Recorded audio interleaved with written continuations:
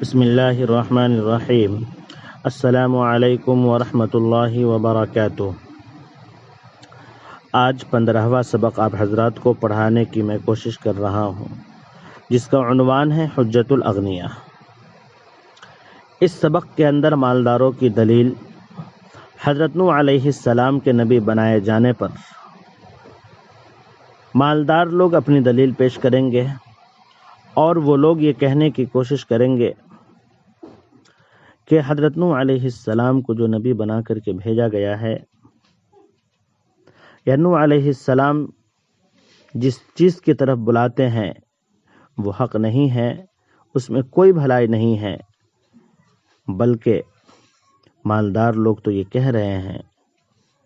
کہ ہر کام میں پہل کرنے والے ہم لوگ ہیں، ہر کام میں آگے بڑھنے والے ہم لوگ ہیں، ہمارا لباس بھی اچھا ہے، ہمارا کھانا بھی اچھا ہے، ہمارا پینا بھی اچھا ہے، پھر وہ دین کیسے اچھا ہو سکتا ہے؟ خیر، طرح طرح کی باتیں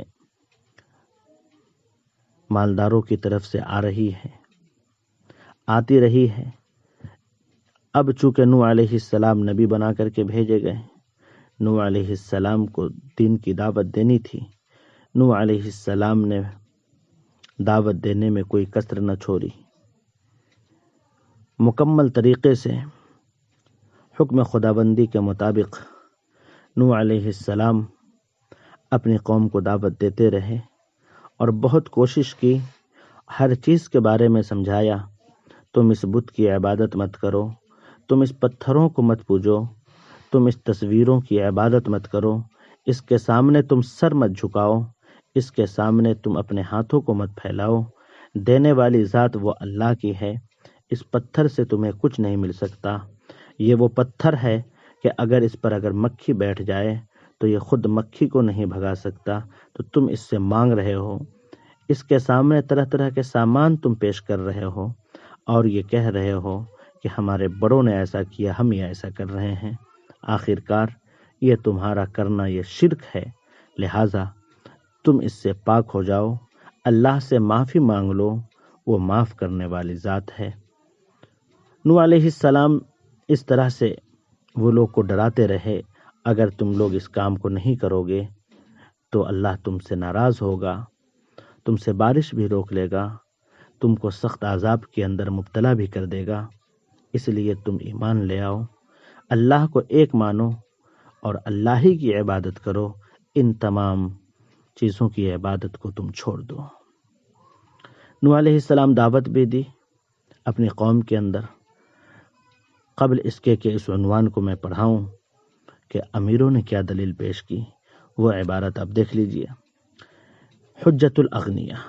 وقال الاغنیاء الذي يدعو إليه نوح ليس بحق وليس بخير لماذا لأن جربنا أنا نحن السابقون في كل خير لنا كل طيب من الطعام ولنا كل جميل من اللباس والناس في كل شيء لنا تبع۔ مالداروں نے کہا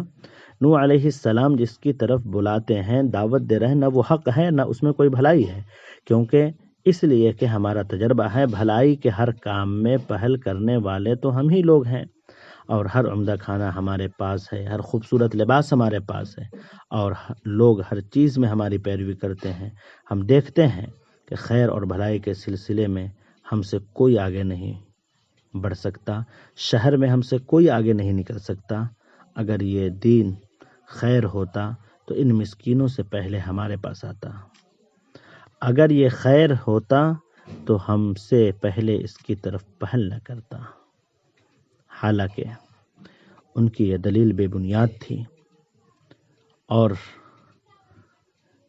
اس دلیل کے بعد بھی حضرت نوح علیہ السلام نے دعوت دی۔ اس دعوت کے اندر انہوں نے کیا کیا کہا، انشاءاللہ وہ سبق آپ حضرات کو کل پڑھایا جائے گا۔ السلام علیکم ورحمۃ اللہ وبرکاتہ۔